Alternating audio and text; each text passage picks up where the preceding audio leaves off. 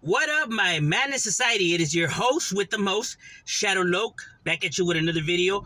Make sure that you guys like, comment, and are subscribed to the channel. It's absolutely free. It don't cost anything. You'll help my channel get into the algorithm. I'd highly appreciate if you go ahead and do that. Join the madness society. Now, what I wanted to talk about was, has El Salvador found a solution to the gang problem? Right? It's no secret, gangs plague, every single country in this world, right? Because gangs are not just a Hispanic thing, right?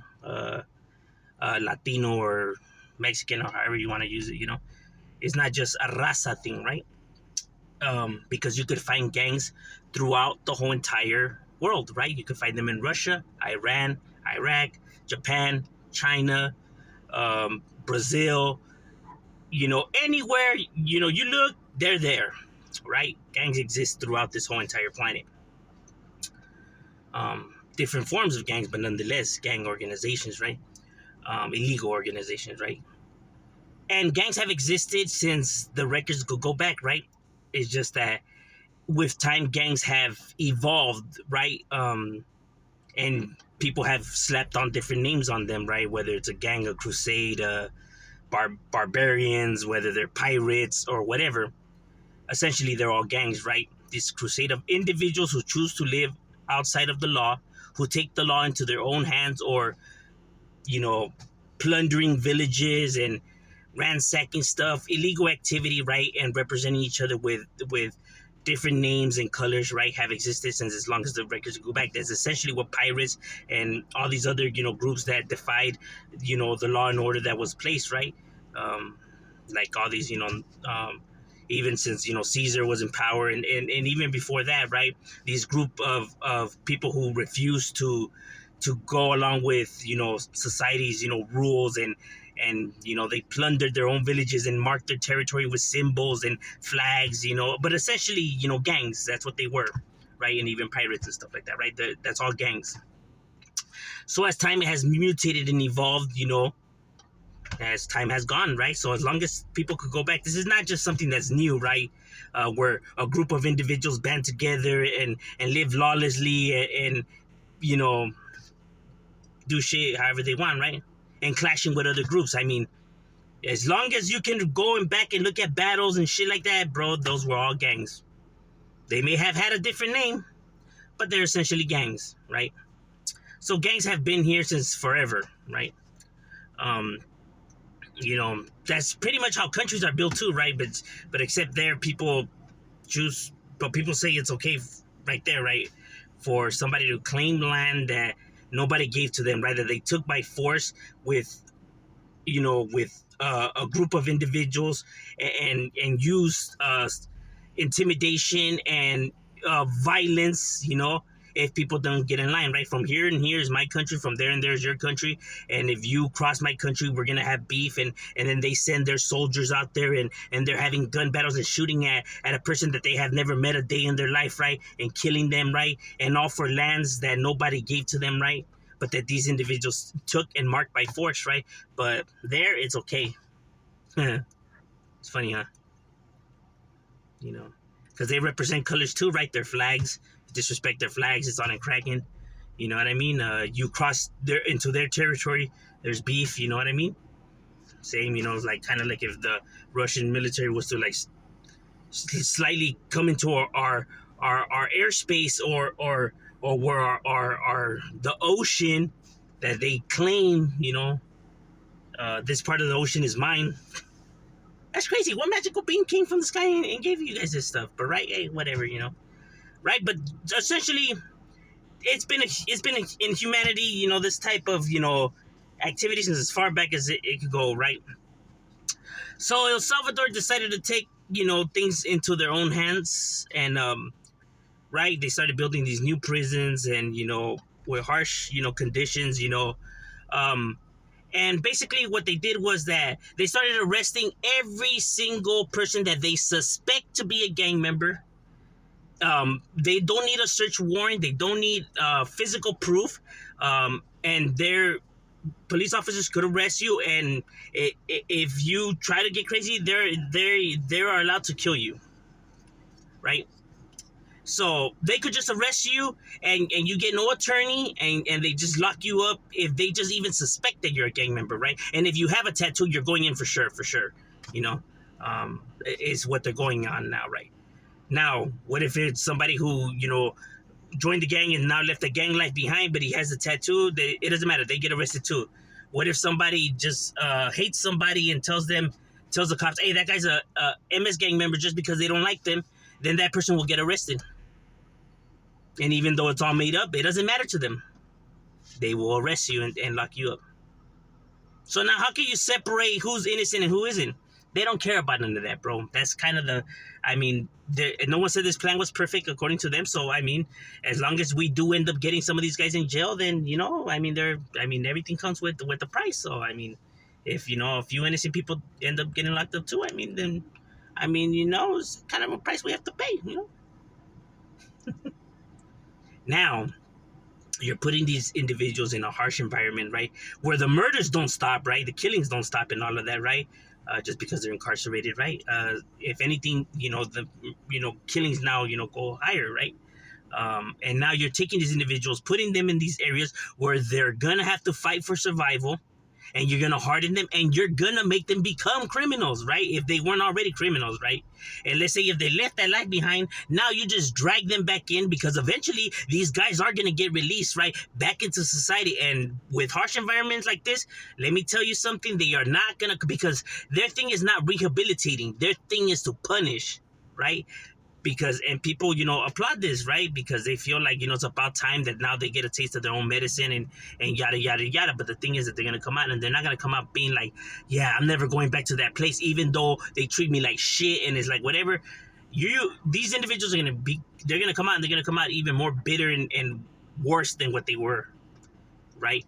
And it doesn't matter how harsh the environment or the potential that they could die. It's going to change that, bro. Where is my proof?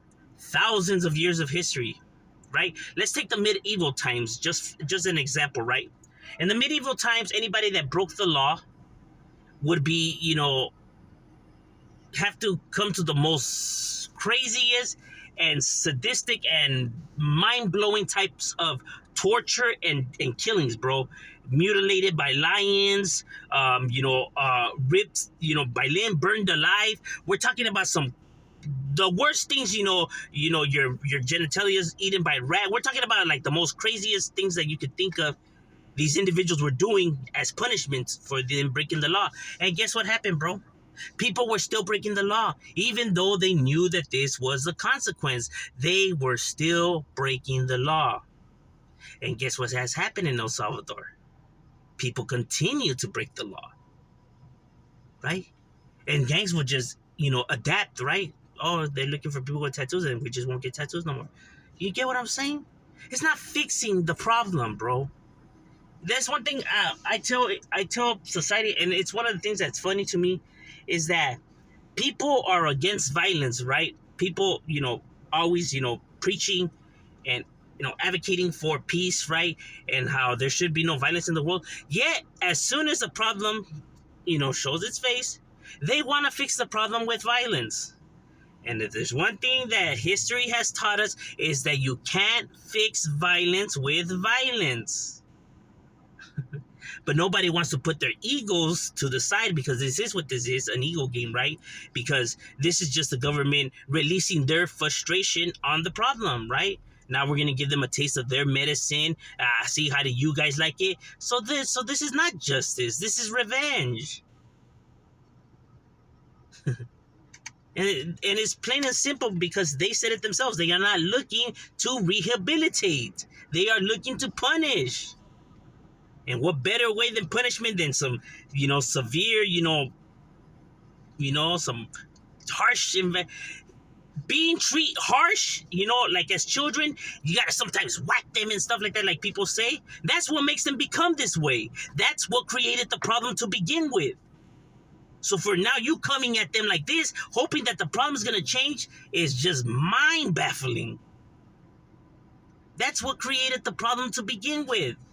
So why would you think that this is going to fix the problem, right? They give them no food, right? The food is given to them in their hands, right? The words, 20 bunks, and there's like, I think they said it's like 40 inmates and only 20 bunks, so people have to fight for a bunk, right? Fight to the death for a bunk, right? Um, and the thing is that they put out some bullshit reports. This is how I'm gonna tell you this bullshit report. They put out bullshit reports that since this treatment, that the crime rate has gone down, right? But you want to know how you could tell that that report is bullshit? Because how is the crime rate going down if the population of the prisons is going up?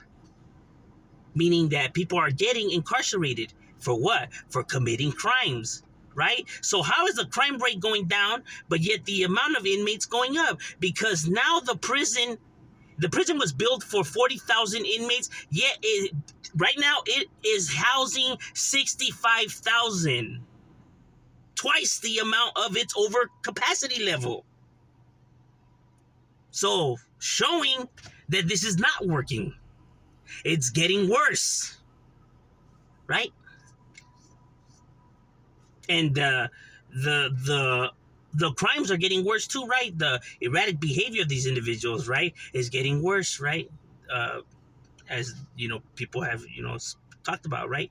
Because now these individuals, knowing that they're gonna go back to that prison, now they just go full blown balls out, bro. Now they really push that line because they know that they're gonna go back to this place. So then I might as well make my last stand right here, putting law enforcement in jeopardy and civilians in jeopardy, right? Because now why should I, go in safely, go in quietly or safely? You know what I mean? Why not just take everybody with me right now, since I'm gonna go back to that shithole anyways? So now, what are you giving them in order for them to think about their consequences? I mean, think about their actions, and what are you giving them? What motivation? You're not. If anything, you're pushing them to the point where they feel like this is the only thing that they have, right? And when I come on here and I talk about these topics, it's never for it's never for me to justify their behaviors, right? Or me defending these individuals, right? There's a difference from sympathizing to explaining and understanding these individuals' behaviors. Just because we break down these behaviors does not mean that we're sympathizing, just getting an understanding, right? Because these behaviors are not okay. These gangs shouldn't be around. They're bad for society. You know what I mean? You get nothing out of the street life. So that is all true, right? But it's understanding what creates these individuals. Why do these individuals choose a life of crime, right? And stopping that, right? Tackling the problem before it actually becomes a problem, right? Understanding why these individuals choose the streets in the first place. But that's the one problem that nobody ever wants to tackle and nobody ever wants to look at. Because let me tell you something, gang members don't just wake up from night or day. Like, the guy just didn't wake up that day and was like, I think I'm gonna go become a gang member now. That's not what happens, bro. It's a process, right? The child or the individual slowly starts, becoming this way, right? How is it that the parents don't notice this transformation in their child? That's a very good question. How is it that they don't notice that? Because like I said, it's not overnight. So how is it that they didn't know that this was occurring with their child? How is it that they don't know their child? You get what I mean? Because not every single child becomes a gang member, right? Not everybody that lives in gang members' territory becomes a member of that gang. Why is that? Why is it that only some become gang members?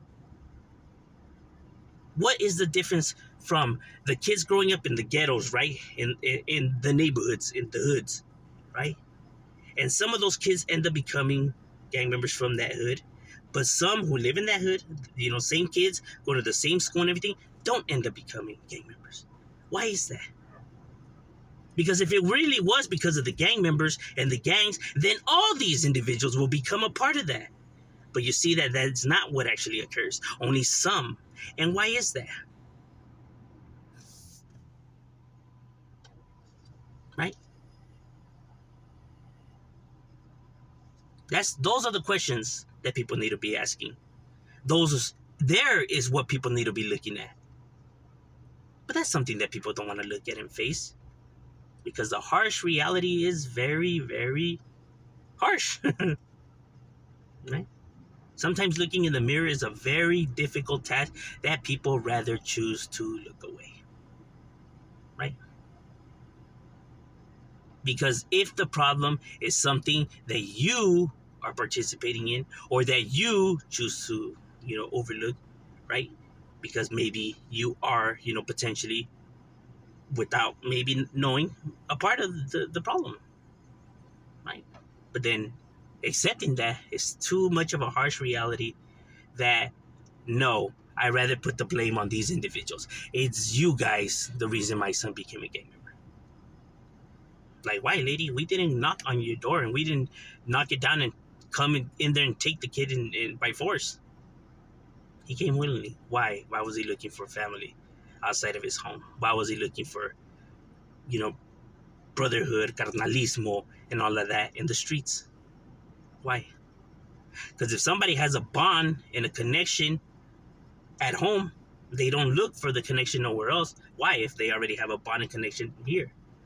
But if they feel like they don't have a connection and bond, they will go looking for connection and bond somewhere else. As humans, that's in our nature, right? Wanting to be a part of something, wanting to feel like family and stuff like that, right? And when those feelings are absent from the home, the child seeks them somewhere else. And that's something that happens in throughout the whole world, right? Because that's not an American thing. It's a human thing, right? Us wanting to belong to something, right? Whether people, choose book clubs or car clubs, but wanting to feel like you are a part of something, right?